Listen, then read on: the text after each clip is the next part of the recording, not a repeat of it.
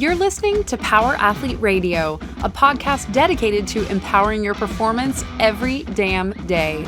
Join former NFL pro and Power Athlete founder John Welborn as he dissects the greatest minds in strength, conditioning, and more. Joining him is everyone's favorite coach and hair model, Chris, aka Tex McQuilkin, Power Athlete's Director of Performance.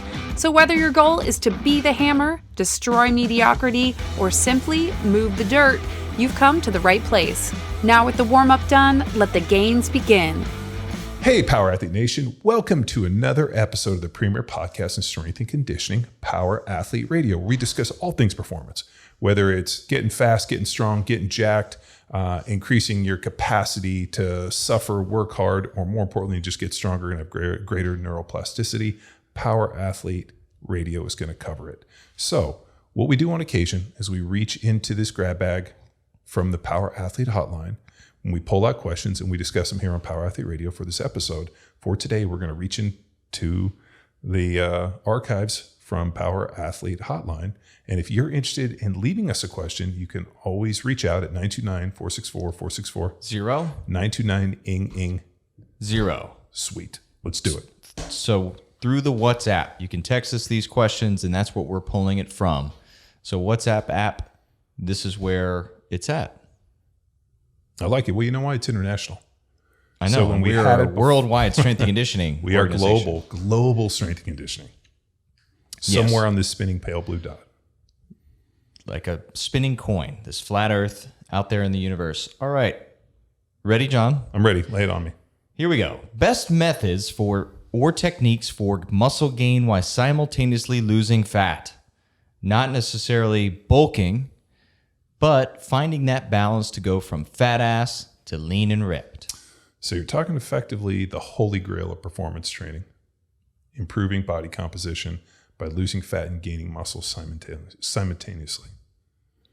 Whew. It's a big one to cover.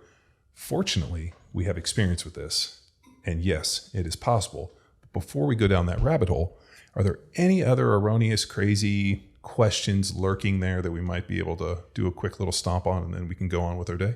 Yeah, we had a misinterpretation of something that was said on the podcast that we need to quickly address. Yo, heard on a previous podcast, y'all are anti-creatine. Why? Bodybuilding, power building communities love it. Let me know if I should stop taking it. He must be confusing us with another podcast. Because, as I've stated on this podcast hundreds of times, I am the longest continuous creatine user on the planet. I was given creatine in 1992 and have taken some form of creatine every single day for the last 30 plus years. So that is absolutely not a true statement. And the fact that he even misinterpreted makes me think, how much other stuff are people misinterpreting if something this basic could be misinterpreted? So go back and listen to any of the Power Athlete Radios. And I think we even have specific podcasts on creatine where we talk about the benefits of creatine, not only for increasing size, muscle, increasing ATP, improving brain health, fighting off CTE and neurological issues. And you've heard me state on this podcast numerous times that I believe that everything that is composed of bone that has some form of internal vertebra should be taking creatine. So much so that you feed it to your dogs. I give it to my dogs, and I believe that's why they've lived as long as they have. So I don't know where that dude got that. He must be reaching out. He must be listening to somebody else's podcast and somehow mistaking our podcast for their podcast. So he needs to reach out to Mind Pump Radio or Nick Bear or one of those other guys that are shitting on creatine, not us. Maybe he just needs a friend.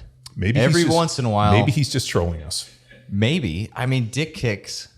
That's kind of our thing. Hey guys, I heard you are a big fan of low protein diets. I heard you like doing light weights for sets of 100. Is what's known, John, as gaslighting. He's trying to set you off. Gaslighting. I like it. Maybe he is. Yes. Well, asked and answered. Take the creatines. And back to our question here, the Holy Grail of gaining muscle while simultaneously losing fat. So what are we talking here? Losing fat or gaining muscle, John? Well, it can actually happen both if you do it right. So get you a girl that can do both. So let's start with the basics, right? Like if you want to lose fat, you need to put your body in some form of caloric deficit. This deficit forces your body to use pre-existing fat stores for energy, for fuel, to allow you to keep going. So to gain muscle, your body needs to be in a caloric surplus, and that surplus provides the energy that your body requires to get bigger, stronger, repair muscles, and get jacked. So I know those two things feel juxtaposed. One's in caloric deficit, one's in caloric surplus.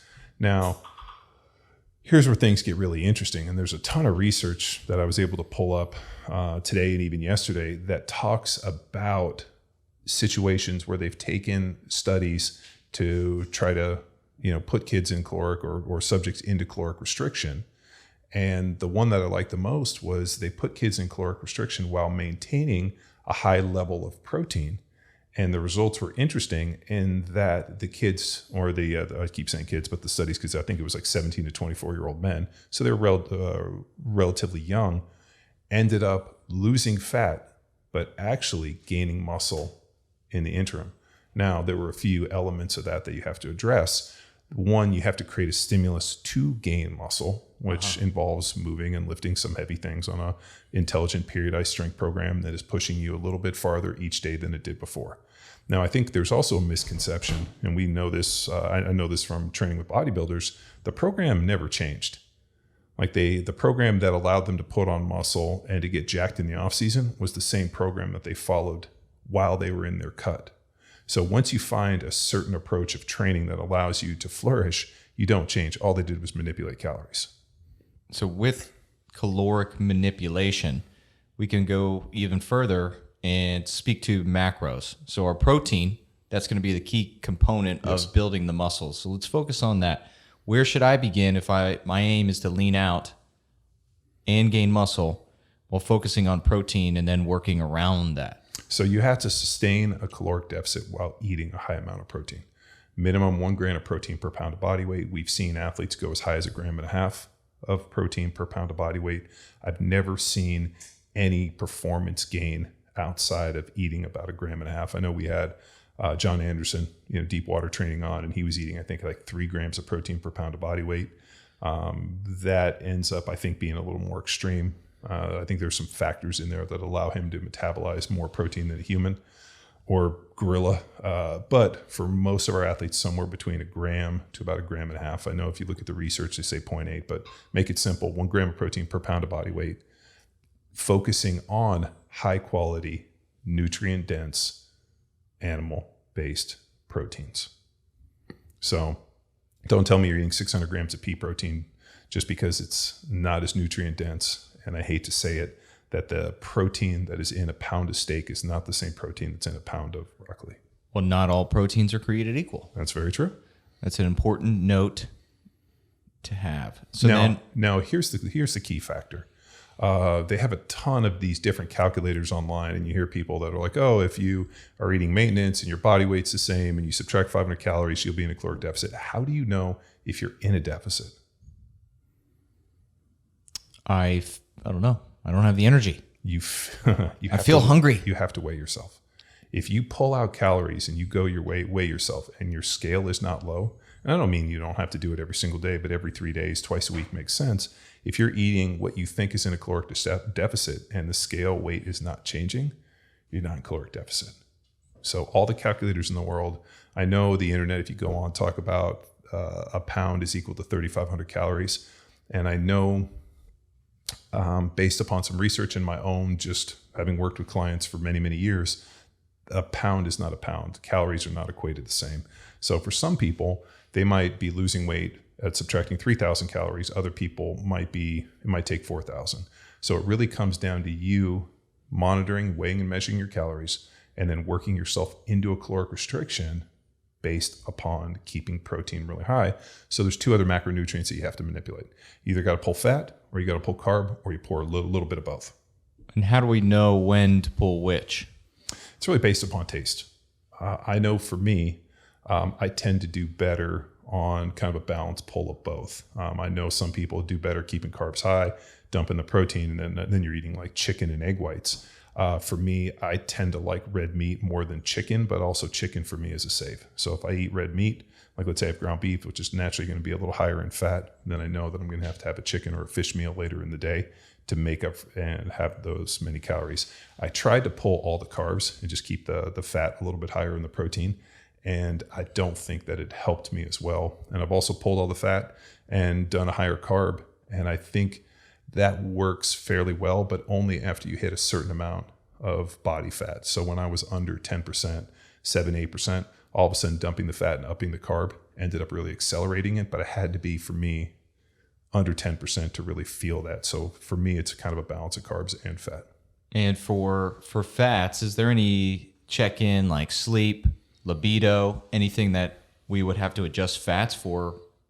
I mean, increase them? Because most people want to take them out. Fats first, right? Yeah. That's what we grew up on. Nah, I mean, you gotta, and I hate the term healthy fats, but it's really saturated fat and monounsaturated fat. You got to include those. So for me, I don't supplement with saturated fat. I usually get that within Supplementing the red meat. fat. That sounds awesome.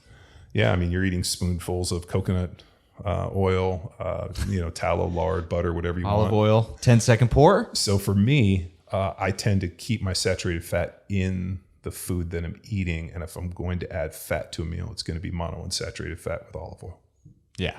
I know I've told you this before, but essentially when I was working at a high school, it was a fancy private school in the DC area, and they had kids that were living on campus. Mm-hmm. So then they asked me, like, we need extra calories. I said olive oil, solid go-to. They said, how much? And I said 1 ounce. 1 ounce is also measured in a shot glass. So they say, how do I measure an ounce? I instinctively, as a 27, 28-year-old male, said, easy, a shot glass. So then I had these kids going to the cafeteria ladies asking for shot glasses with giving zero context. They were going to utilize it for measuring their extra fats. So I can see you get in trouble for this. I got in trouble for a few things, but that was the big one. Yeah, I mean, to simplify it, lift some heavy weights consistently. You don't have to train 6 days a week. But I really like, the 2 day on, 2 day off, hitting kind of an upper lower protocol. I've also been playing with this full body protocol, which is usually looks like some form of like hinge and some form of press mixed with some form of like pull mixed with some form of back and accessory. And then on that third day, really just hitting a ton of conditioning and then kind of breaking that up. So the big thing I think where people make a mistake is realizing that one of the key factors you're going to need to increase muscle. And now, if you had told me this 10 plus years ago, I would have fucking laughed in your face until I did it myself. So when we were doing the 22 Jack Street, I was eating exactly the way that I said I was going to eat. And the problem was, while I was getting leaner and was increasing muscle and was looking better, I wasn't losing as much scale weight as I needed. And one of the elements of that was we had to lose 10% of our initial scale weight for me, which was like 27 pounds I had to lose for 22 Jack Street. So all of a sudden we were doing tape, my body composition was improving and I was looking better. And what I was doing was I was losing fat and I was gaining muscle, which happens because muscle becomes much more expensive. So when you increase muscle and you're eating a ton of protein, the thermogenic effect goes to the roof. And as a byproduct, I was actually losing fat, but it was coming from other ways. One, I was doing some form of cold plunges. So I had a deal where I had a chest freezer set up and I was getting into that. I was also on the way home from the gym. I was stopping at this infrared sauna place just to try to burn some extra calories. But then I also needed to throw in a bunch of aerobic work to try to work myself into caloric deficit because I've always been a fan. I don't like pulling calories. I would just add more work. So we would get up when we would train at 6. On the way home, I would stop at the infrared sauna place. I was doing a cold deal. And then at night, I was either doing some form of weighted walk or I was going back to the gym and I was doing a bunch of aerobic work. So the issue came down to, as my aerobic capacity was going up and I was doing 5, 6, 7 days a week of somewhere between 30 and 45 minutes on either the assault bike or even the step mill, which became my favorite. Just because all of the jacked fitness girls that were training at that gym, Metrics in Orange County, were all doing that step mill deal. So I figured if those girls are in good shape, I should do that too. So Callie and I were doing it. Were they doing the long kickback, the leg extension? Of course. We call that the Paul Carter. That's how you get the glutes activated. But what happened was one, it was allowing me to get into caloric restriction. Mm-hmm. And all of a sudden my body weight started moving and it started heading in the right direction. All of a sudden we were in the gym testing rep maxes.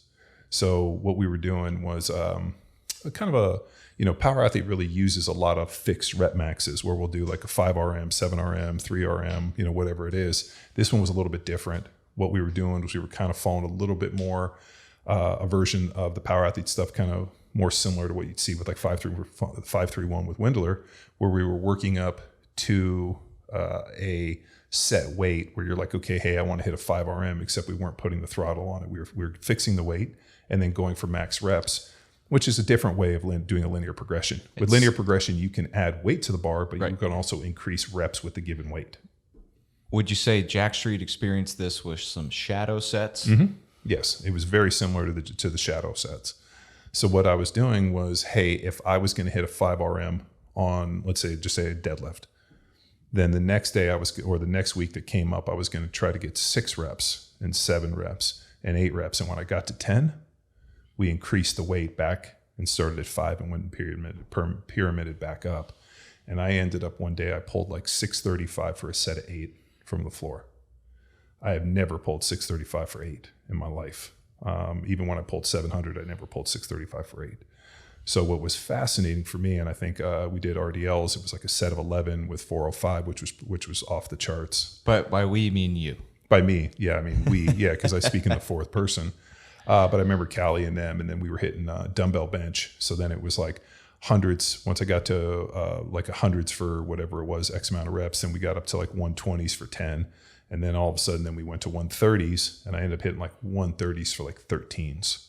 So I was hitting rep PRs, and now I had never necessarily trained for rep PRs while I was playing in the NFL, but I was hitting weights for reps that I had never hit before in a caloric deficit, doing 5, 6, 7 days of some aerobic work, banging weights 2 days on, 1 day off.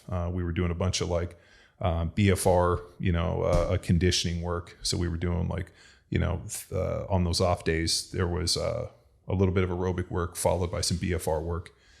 And all of a sudden, my body weight comes in. And at the time I was like in the 290s. Now I'm down into the 270s, sub 10%, and hitting PRs like I had never hit before and was the leanest I ever was.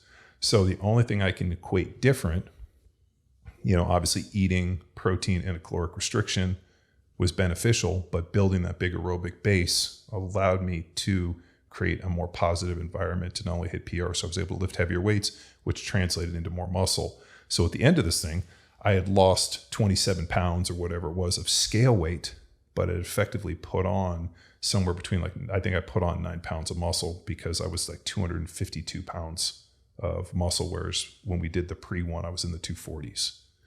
So I don't, and that's, people might, it's bullshit, but the research is very supportive that if you are banging heavy weights in a caloric deficit while eating a high protein diet, focusing on creating a big aerobic base and being consistent and not just going in and being like, hey, I'm going to pick the same weight, doing it over and over again, fighting for reps, battling it out, giving yourself every opportunity, you can create this environment where you effectively put on muscle while losing weight and fucking increasing. Now, also, this didn't happen in 3 weeks. It happened over the course of 22 weeks. Right. Where if anybody wants to do the math, looks like something like 5.5 months. Yeah, it was a long time. Well, the key here is the lifting heavy. Yeah. And you were focused on performance and your performance was increasing. At what point, if I'm on this protocol, do I start to pay attention if my performance starts to decrease? So I may be following the scale, but now my performance is decreasing. Well, one, you have to calculate for a slow loss. I think everybody, most people aren't really happy with, half a pound of weight loss a week. For me, it was about a pound a week. And I got to, within, I think I lost my 20 pounds over the course of that 5 weeks, which feels very slow, but I ended up gaining muscle. And then at the very end, I was over by like 5 pounds. So I pretty much I don't think I ate dinner the night before, didn't eat breakfast, and I took a real hot Epsom salt bath and cut some water to try to just make the weight. And I did make the weight.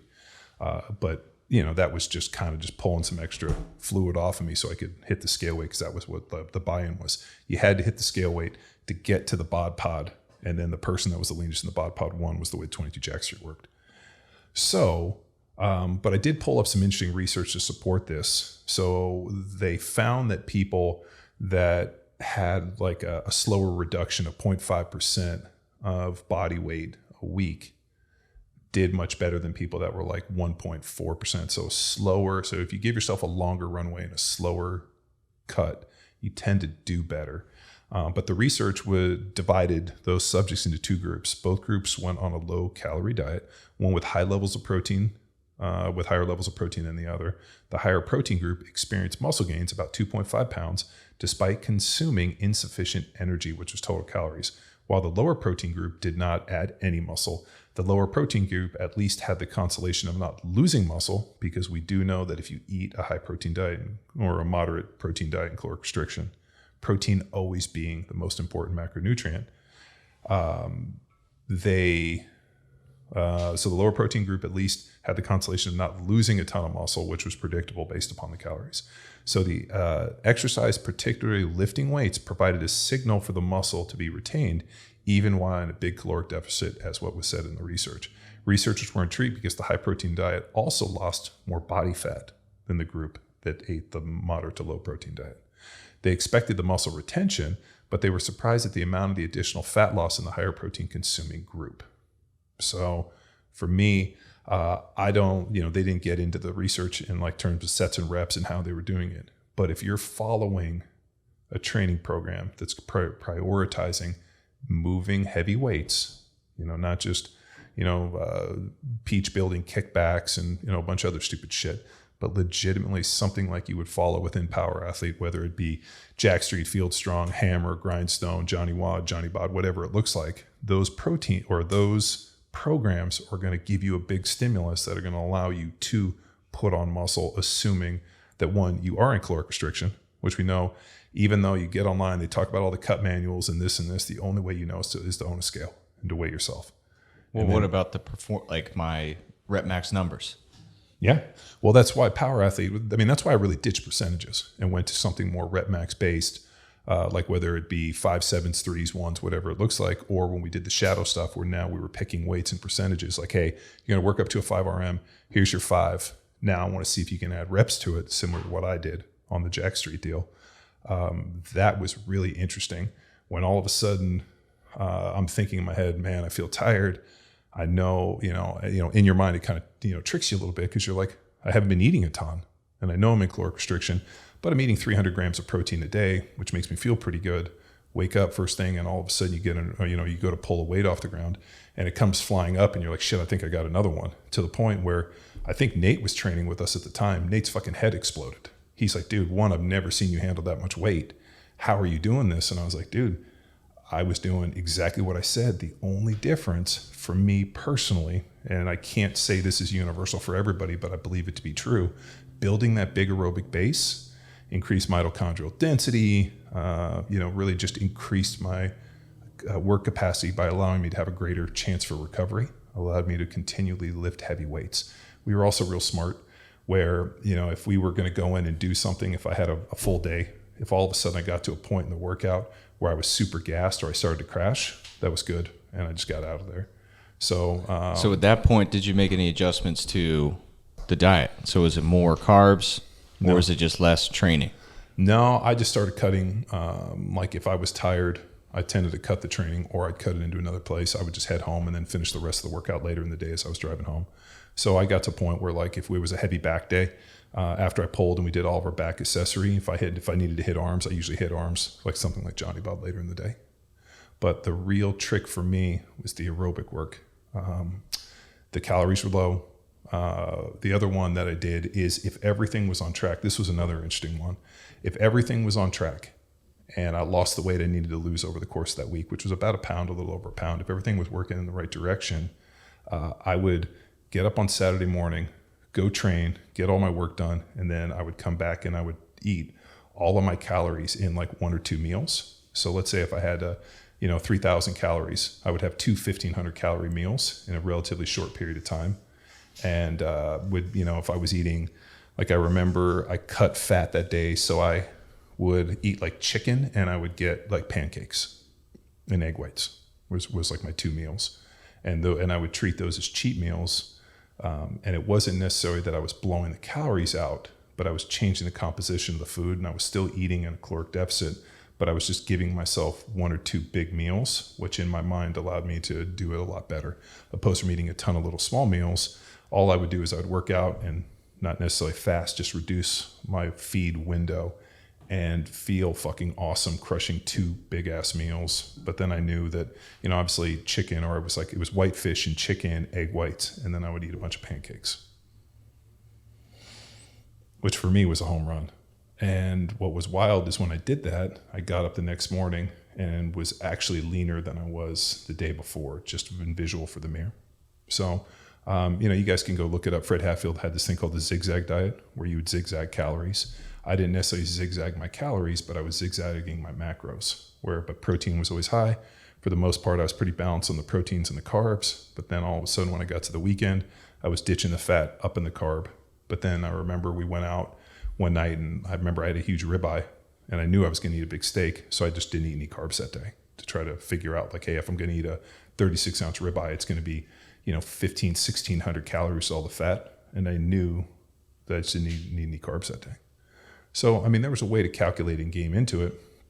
We were also doing the program. And so for me, Callie and I were in the lean, you and Luke were in the gain. And part of my motivation was seeing Luke stuff his face and get fatter every single day. That was awesome. To the point where he blew out his jeans and just started wearing sweatpants to work. Oh, yeah. It was awesome. I didn't get a chance to see you other than in pictures and obviously on the podcast. But,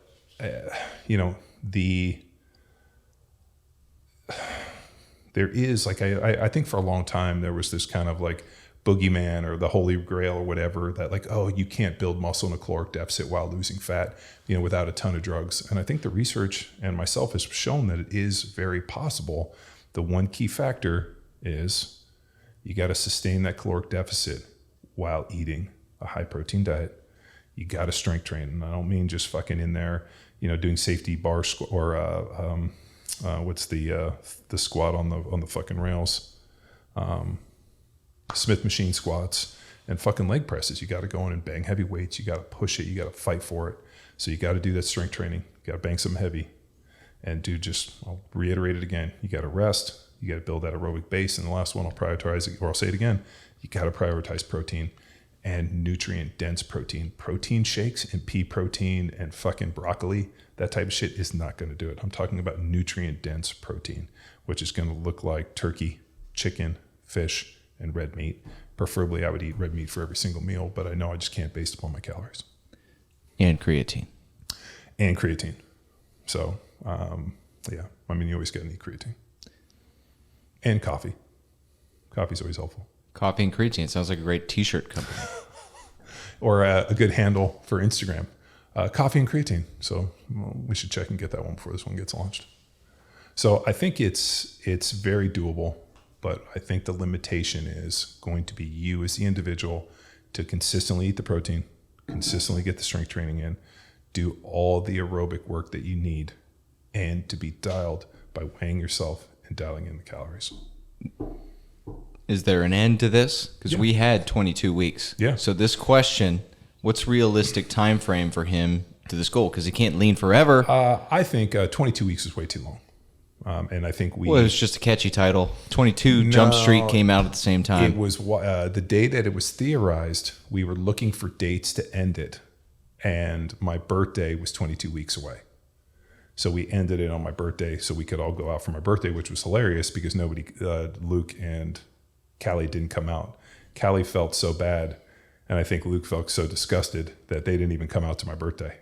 So the problem is, and I think this was pretty interesting, at the end of 22 weeks, we had dieted so long that there was no reverse dieting. There was nothing like, hey, what does it look like the day after? I just literally just fucking stopped everything and took time off, gained body fat back. And I always wished that at the end of that 22 weeks, I'd had a nutrition coach or somebody like Sam or whatever to get into the reverse dieting to kind of help me maintain that sub 10% and see how much I could maintain for so long. So that was a fuck up on my part. But I also think it was because we fucking did it too long. I think somewhere around 12 weeks, maybe 14 at most is ideal. And then once you hit that and you hit your goal, then I think there's a little bit of reverse dieting where you kind of get back into normalcy. And then you can use these kind of different kind of, I fucking hate the idea of bulking and leaning. It sounds so fucking IG internet clickbait bullshit. But I think there is a real deal, man. We know fat's extremely oxidative. We know that the people that carry more muscle in relation to body fat are more insulin sensitive and more metabolically flexible. So there is a benefit to carrying a lot of muscle in relation to body fat. So what we do know about metabolic flexibility, it doesn't matter how you get to that high amount of muscle and that low amount of body fat. It just matters that you're there to be metabolically flexible. We know people that are metabolically flexible are dramatically healthier than those that aren't. So whatever you have to do, whether it looks like bulking and leaning, I just think you should get to a point where you're pretty lean and then have a game plan to try to maintain that leanness, even if you put a little on, but really just trying to keep that body composition maximized for as long as you can. It can be done. It can be done. You heard it here, folks. You heard it here first, folks. All right. And what number, if they got questions or follow-up questions, do they want to WhatsApp, John? 929-464-464. 0. 929-ing-ing. 0. Reach out to us on the Hot Power Athlete Hotline. Text us a question. Let us know what you got. And if it's good, we will ask and we will answer. And once again, take creatine.